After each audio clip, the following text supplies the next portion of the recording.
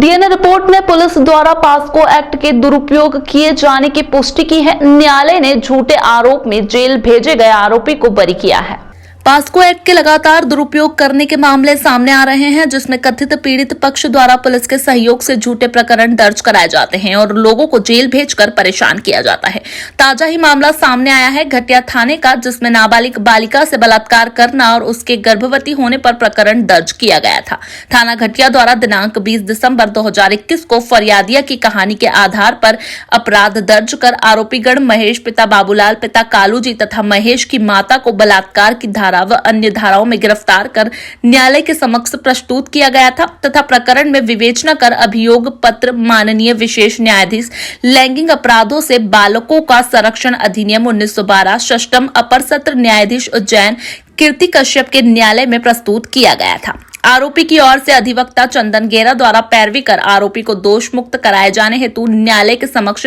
कई दलीलें प्रस्तुत की गई, जिन्हें न्यायालय द्वारा स्वीकार कर आरोपी गण को उन पर लगे न्यायालयीन सभी आरोपों से दोष मुक्त किया गया। अधिवक्ता चंदन गेरा ने मीडिया को बताया कि कथित पीड़िता न्यायालयीन कथनों को असत्य माना गया है। प्रकरण में दबाव बनाकर आरोपी की नाबालिग पीड़िता से शादी भी कराई गई। साथ ही ये बात सामने आई है कि आरोपी और शिकायतकर्ता के परिवार के बीच चल रहे विवाद के दौरान यह झूठा प्रकरण दर्ज कराया गया था और डीएनए रिपोर्ट के आधार पर आरोपी को बरी किया गया है।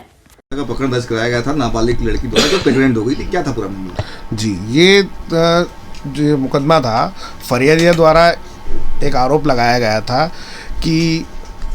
आरोपी द्वारा उसके साथ 1 वर्ष पूर्व खोटा काम किया गया और उससे वह प्रेग्नेंट हुई है और प्रेग्नेंट होने के बाद जब ये बात उसने अपने परिवारजन को बताई तो उन परिवारजन वालों ने दबाव बनाकर आरोपी से उसका विवाह करवाया।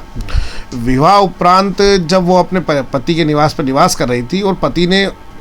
इस चीज़ को स्वीकार नहीं किया था,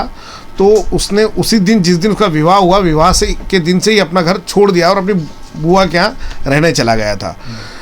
इस बीच सास और फरियादिया के बीच में विवाद हुआ और उसने थाना घटिया पे जब विवाद की रिपोर्ट डालने गई वो,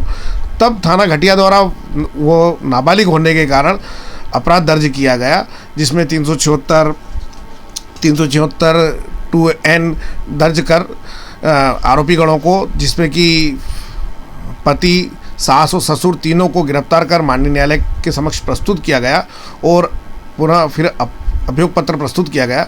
विचारण में बचाव पक्ष की ओर से यह दलीलें दी गई कि यह जो